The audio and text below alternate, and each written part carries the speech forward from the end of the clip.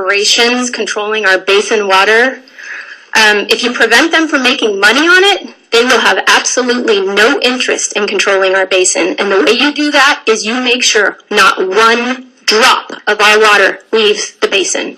I'll say that again, not one drop of the water ever leaves the basin. And I don't care if a state water drop enters that basin, you don't let one drop leave. The moment you do that, a private corporation will have an interest in making money off it. You can just look over the hill at Kern Water Bank. And the reason why I'm really concerned is the route that bank was created is exactly what's happening here right now. It was created through a joint powers between Kern County Water Agency and Kern Water Bank, and then essentially handed over to private hands. Anyone think that sounds familiar? That's what they're talking about doing here.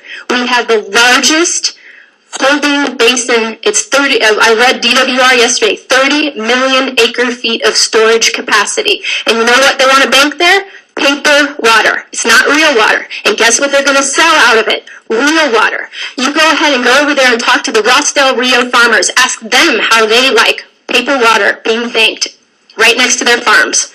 It's embroiled in lawsuits. And you know what else that really upsets me is the fact that people here want to create a district and they want us to be liable for whatever that district does. And the moment that district starts banking, we'll be liable for the lawsuits. Just check it out, 20 years of environmental lawsuits against the Kern County, Kern Water Bank.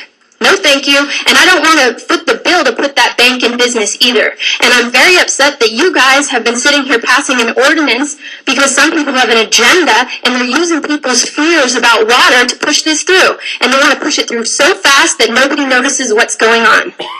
You need to think about this. You need to take responsibility for this. You need to go into flood control and read the 2008 water banking feasibility study. It specifically says they want to bank water there and sell it. Did you know that? Did you also know that in it says don't put this next to the city of Paso because guess what? There'll be fluctuating groundwater. But guess what? Guess where I live? Do I want fluctuating groundwater? Do I want hundreds of feet of groundwater to disappear under my house in a year? What really makes me sad is that people have been exploited because they have bad wells and they're using that to push this through. I hope everybody understands this, because it's a little complicated. But 10 years down the road, when we look like Kern and we have 40 foot of ground lost beneath our feet, we'll remember who made the decisions that allowed this to happen. I won't forget. Thank you. Ms. Trader, followed by Lori Alexiev.